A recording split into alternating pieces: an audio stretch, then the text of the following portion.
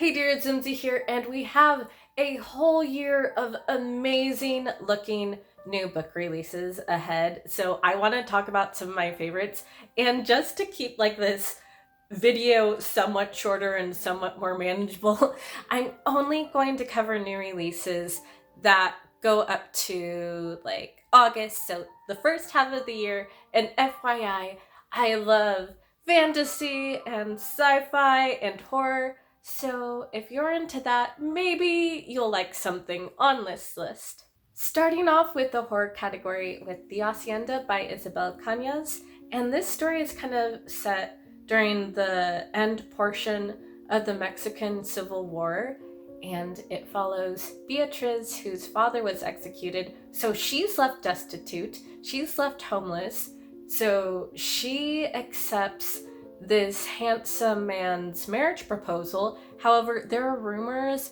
that he murdered his late wife, but she just wants a home. However, her new home may be haunted. She's hearing all these weird voices at night and she feels like she's losing her mind.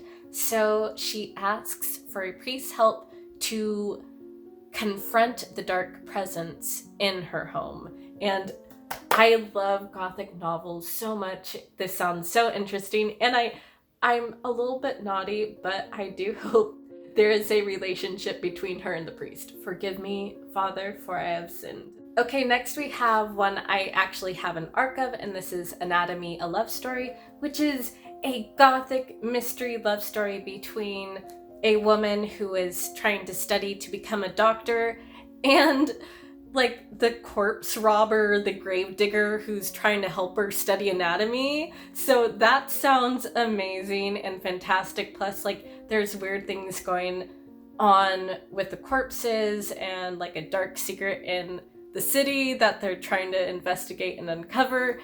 And it sounds amazing. And this one I do want to get started on reading soon. Okay, next we have Belladonna, and this one follows a wealthy orphan who's gone through this series of guardians who have all mysteriously died. So she's finally at like her last living relative's estates, and a ghost warns her that her family members are being poisoned.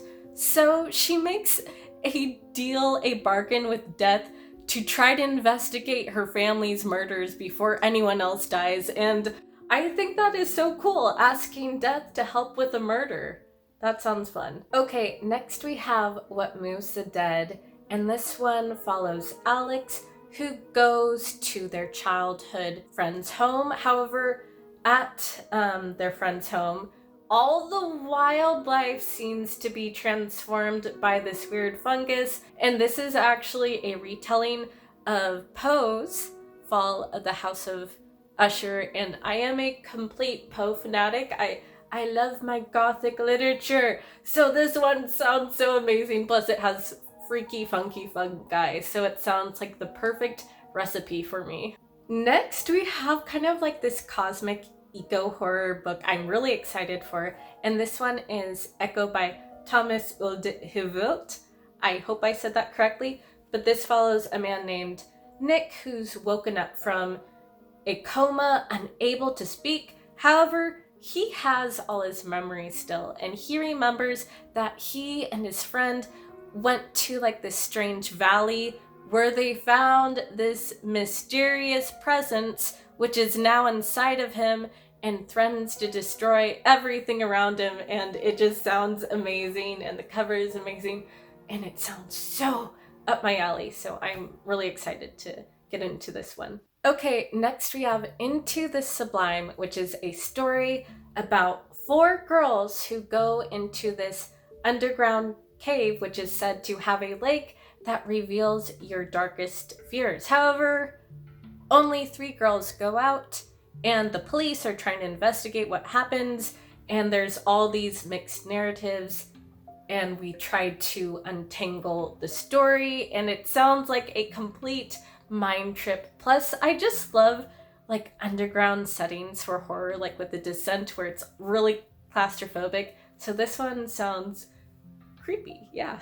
Okay, next we have like a genre bender that's sci-fi and space horror, and this one follows Claire, who is a member of a repair crew. However, she's about to be unemployed. She has nothing to lose. So when she hears this distress signal, she's like, okay, I want to pick up this signal. And it turns out that there's this luxury spaceship cruiser that is sending out distress signals. However, something very disturbing may be inside, and her whole crew are now fighting for their lives and trying to save themselves so they don't end up like the previous crew members, the passengers in that ship. And this one sounds really interesting. It does remind me a little bit of Leviathan Wakes, which I absolutely love, as well as I believe it's called Ghostline. So I love space horror, and this one sounds like it's going to be my jam. Okay, into the full-on sci-fi category, starting with these Prisonine Hills, and this one follows like this alternate futuristic America, which has been taken over by this rogue, all-powerful AI named Athena. She took over like all the southeast area of America, and everything she touches, she uses nanobots to like take over and control and turn into like her own little army soldiers. And there's a captain who's retired, who had fought her, who is now tasked with hunting down one of her surviving relics. And this just sounds really cool. I like the idea of all-powerful AI overlords, so this one sounds really, really interesting. Okay, next we have Ymir by Rich Larson, and this one is a sci-fi retelling of Beowulf set on an ice planet, so it sounds really interesting. I've seen like fantasy retellings of Beowulf from like Grendel's perspective, so a sci-fi version sounds like something new and interesting. Okay, next we have A Half-Built Garden, and this one is set in the future version of Earth, which has been ravaged by climate change, and there's these aliens who mean well. They want to save Earth and basically invite them and take them away from the planet. However, there are humans who aren't too happy with that. They believe that they can restore Earth, and there's all these like conflicting opinions, like, do we join the aliens? Do we stay on Earth? And all these corporations and factions are fighting to be like the first to establish communication with the aliens. And it sounds really, really interesting. I love like first contact stories, and this sounds like an interesting spin on it. Okay, next we have Wake the Bones, and I think this one can definitely like fall within like the eco horror / psychological horror category as well, but I'm placing it in fantasy because it seems to incorporate a lot of magical realism. And this one is Wake the Bones, and it follows a girl named Laurel who is a taxidermist who wants nothing more than to escape her past. However, following the death of her mother, she has to go back to her sleepy family farm, which has been transformed. Like bones are getting up and walking, like the soil is shifting. So she has to discover her mother's secrets before they threaten to destroy everything around her. And it just sounds like everything I love. I love like transformation and metamorphosis things and like the earth changing. So this one sounds so interesting. Okay, next we have The Book Eaters, and like the name implies, it follows this family of people who eat books, and they kind of take on the book's contents and it changes their personality. So we have Devon, who's been carefully fed like this diet of fluffy fairy tales, like not the scary ones, like the good ones. And her son turns out to eat something else entirely. He eats people's minds, and she has to kind of deal with those consequences and try to help her son. And it sounds really interesting to take like consuming books literally. So this one sounds like a cool fantasy. Okay, next we have Babel by the writer of the Poppy Wars, and this one is like set in an alternate past version of the British Empire with magic, so words have meaning and power over people, so translators are really important for being able to understand other countries so that the British Empire can conquer them. And the story follows this Chinese boy who was raised in Oxford, and he's stuck between divided loyalties between his home country and England, and it just sounds really interesting and like a clever critique.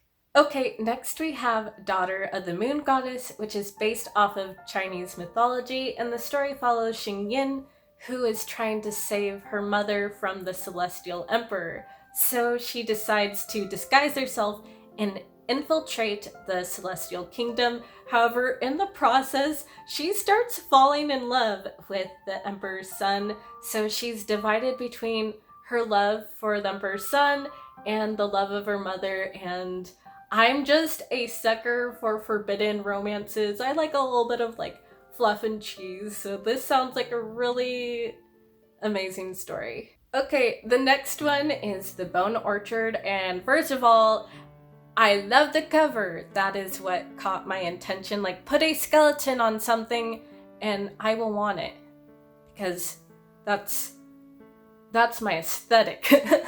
But anyways, this one is about a dying emperor who charges his favorite concubine necromancer on his deathbed with trying to solve his murder.